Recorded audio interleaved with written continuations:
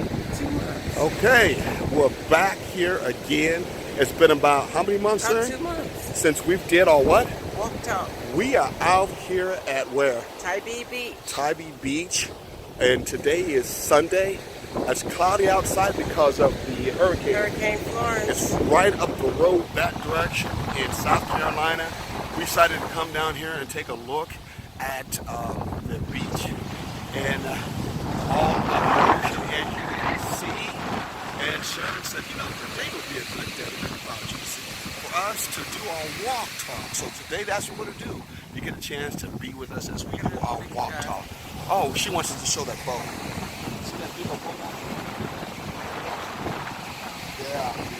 Nothing else. One day we may get there too. Anyway, let's start talking because people have been waiting for us to get back about some kind of subject. So we decided to talk the subject today. And it's something that's not always brought up in relationships, which is your attitude, your characteristic, how you come across when it comes to expressing your soul. That combination between your intellect and your feeling. That's what I mean that your soul is. So today we're going to talk about soul, but we're going to talk about it in a way that has to do with a term called a beautiful soul. Now, I didn't say a booty soul or a beauty. Anyway, we're talking about. A lot of times that's where it stops. You know, when people say beauty, it's all about what's outside. It's the size of the booty. It's the size of the boobs. It's the face. It's the length of the hair. It's how thick the hair is. It's how, it's all of those things that are looked at beauty. From the outside. From the outside. Right. You're outside. And though this girl's got a good but anyway, the fact is, a lot of times with our sisters, and I'm going to be specific as black women and black men, we in turn will honor and adore black women from the outside, their beauty, and yeah, we say in their booty, but we emphasize the outside of them, and that is the only concern we mostly have as us brothers and as sisters, but we don't at all then take a look at the inside. Is that soul in the inside beautiful? So we're going to take a look at the day, and yeah, we know brothers are also accountable to the same thing too.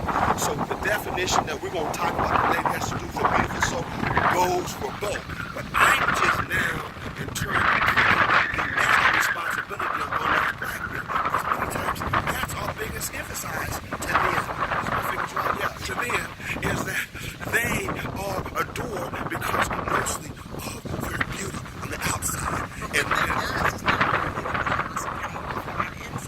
well, there's that old saying too at the same time, which is beauty is only what? Only skin deep. So let's talk about this deepness of what really is a beautiful soul. Want to give us a definition? Yes, it is human beings that has exceeded all definitions of what it means to be normal. They are enlightened and have a keen vision for the unseen. They speak in love and kindness and encourage others to become that even better version of you. Okay, so let me get my finger out of the recording so people hopefully hear us, because I bet there's a lot of sand, wind noise, and my hands on the microphone at the bottom because they take a roll. So you say again that a beautiful soul is excelling in what? It exceeds what is meant to be normal. Just look at that. Exceeding what to say is being normal. So let's go over here. I'm going to get my hands in another different way so I can get us in, and hopefully at the same time we get that phone on and recording. So what exceeding being normal when it comes to our culture, ethnicity, if you may want to say, has to do with, let's make an example with a sister. What's a normal kind of way that we say in a community a sister should act, a sister should be? That's really what you would say is normal. Give me an example. Well, what I would say is normal is just, using common courtesies. Anymore, though, the simple common courtesies have declined. So the normalcy of common courtesy, people don't say hello and good morning and they don't feel they need to. So for me, and what it's always been, you start with the common courtesies. You start with what, that old thing that we grew up with, the golden rule: do unto others as you would have them do unto you. That is the basic normal. Okay. I would also say, let's keep it on another real side, that some of the normalcies are the stereotypes you have to keep in for one another. The stereotypes like the Jezebel, the gold digger, the mama, you know what I'm saying? The church mom. Just hold for a second. Those are the stereotypes I'm talking about that we normally see in our black community and in turn are portrayed in the Twilight Perrys, that portrayed in the Power, except for those sisters in the Power, like we see on Fox. They are more like the predatorial, I'm going to ride or die, something like a chick, but I'm going to get you first. Get them before you get there. Exactly. That kind of stereotype that's risen to the top. But still, there are stereotypes that usually come down to be what we normally think that we should be like. But we're finding in this definition, we're finding out being getting warm. The rocks. We're finding that when it comes down to the normalcy of that we should be excelling. What was that? Excelling normal, exceeding normal. Exceeding being normal. So what's the example of, I'm losing you too, it's only just me. You're not being normal. I mean, you're not exceeding. What would be an example of exceeding being normal? Exceeding being normal, I believe, comes to what came after that statement. It's having a keen vision of the unseen, speaking in love. And let me read it. I'm trying to have us take our time about that. We got plenty of time. We'll record a little bit more too. So, looking at things from the unseen, what are we talking about? Are we talking about being able to see the air that's unseen? Are we talking about what's the unseen that they're referring to as for exceeding, being exceeding above normal, that has to do with your soul being beautiful? What would you say? Give me an example of something that's unseen. Seeing a good quality in somebody else and acknowledging them. Okay. For example, you have a very giving spirit. And I was telling somebody the other day, you have such a giving spirit, you will give your shirt, you will take your shirt off and give it to somebody if they needed one, even though it was cold outside. Okay, I'm going to qualify that. That ain't going to be everybody. No. There are going to be a lot of people that in turn that other people would do that for, that I would do it for. No doubt about that. But I'm not going to do that for everybody. But what I'm saying is, you will do that. Oh yeah. And the thing of it is, if you see that as a quality in somebody, if you are exceeding normal by seeing that, having that keen vision of who they are, then you will acknowledge that to them. You will say to them, I appreciate that, or I see that. That's a good quality in you. Yeah, I just stepped in a hole. That's yeah, why I you went did, away. and you also, move past that unseen area that has to do with what would be projected or expressed from someone who has a beautiful spirit. No doubt about it. That's definitely above the normal. I was also thinking about, how about when there is someone in your relationship who shows a face on the outside that they're okay, they're feeling okay, but you inside feel or sense that there's something else going on. Yeah, that they could be depressed. They could be feeling bad about the relationship. Could be feeling bad about maybe they heard something happen to their kids. Something like that, but they're not showing that in their face. And so it's unseen.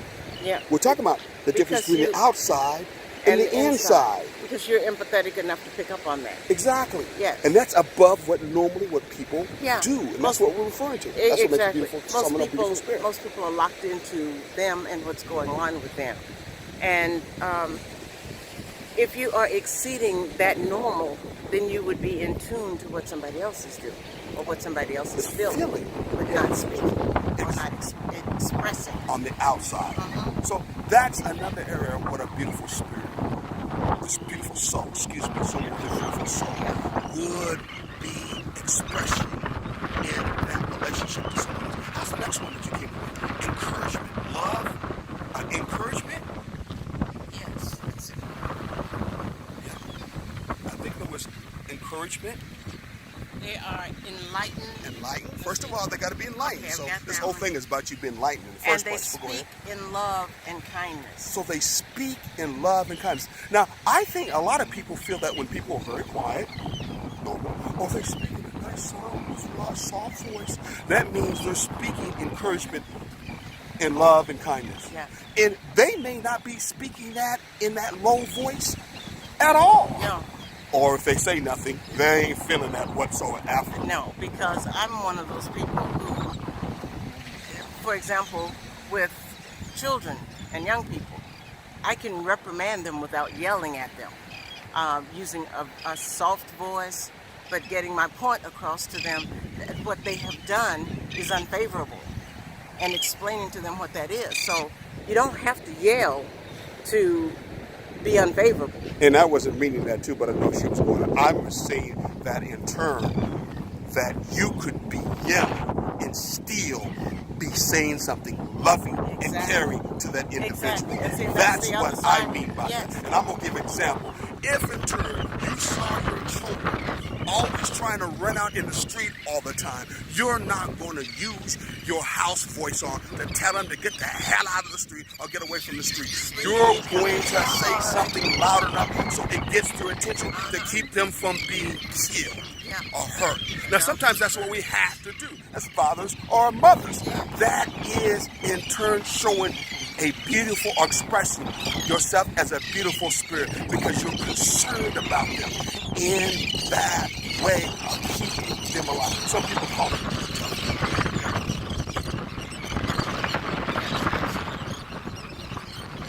Okay, what's another one? How about terms of endearment? Yes. How about that? Yes. How are you feeling today? I love that. Sometimes That we was have relationships where we talk to each other like it's business. Yeah. That was the one No thing. terms of endearment or nothing. She's just my business partner, or she's just not even really like a friend whatsoever. Some of you just first met. That's how you talk to each other all day and all night. No terms of endearment. That was the one thing that I noticed in watching Black Panther. Oh yeah. Okoye always said to her, who we found out was her husband. Yeah. She always said to him, "My love," Yeah, and she said it with so much affection in her voice. It was like You mean she said it like she really meant it? she said it like she really meant it. Oh, yeah. And it was in such a way that he could feel it. Oh yeah, and she was a general, A warrior. warrior, and he was a leader of the outside territory tribe that at one particular time had to fight between the two and may have had both of them kill each other. And you would never think there ain't no beauty out of that. Yeah. But there was so much respect of their positions and who they were as individuals. They were beautiful souls. Respect. Beautiful souls. Is respect also part of the pillar of a beautiful soul? Yes. I think it has to be. Yes. Yes. Well, I think we're about finished now. I'm surprised to see this thing. It's still recording. 13 minutes. Was there anything else at the end? Because Yes, if not, I think we should kind of wrap this there one was up. at the end. It said, "Speak in love and kindness." Oh, here's the important part. What's that? And encourage others to become their own version of beautiful. Wow. Yeah. So all of this means you then become an example to others so that they can what? Become their own version of beautiful. In other words, they say, well, those two couples, the way they encourage one another, the way that they in turn try to uplift one another, the way they in turn try to look at the best for one another, even though the other may not see it. The bottom line is, out of all of that, that's beautiful. And I think, Sharon, you got something you need to share with me that you said you found out a lady who in turn got her training under Ayana Van Zandt, and you said that was a lot like how your relationship is with me in this Yeah. matter. What was that? She was asked what was it like to train under Ian LeVen's, and her response was, it was a painful, beautiful experience. And what she meant by that is you learn a lot about yourself. You learn about, issues that you're hiding, anger that you're holding inside that you don't even know is there. And all these things come out. And all that is painful. You learn that you're not the perfect person that you have been raised to believe you were. You're not the beautiful, caring person that you thought you were. I mean, you could be, but you're not. But that's not necessarily enough.